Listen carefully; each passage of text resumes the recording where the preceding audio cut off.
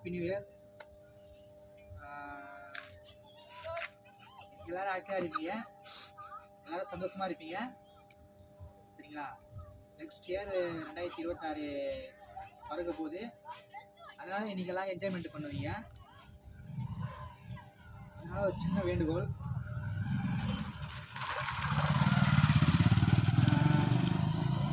Enjoy பண்ணுங்கள், வேணாம்னு சொல்ல.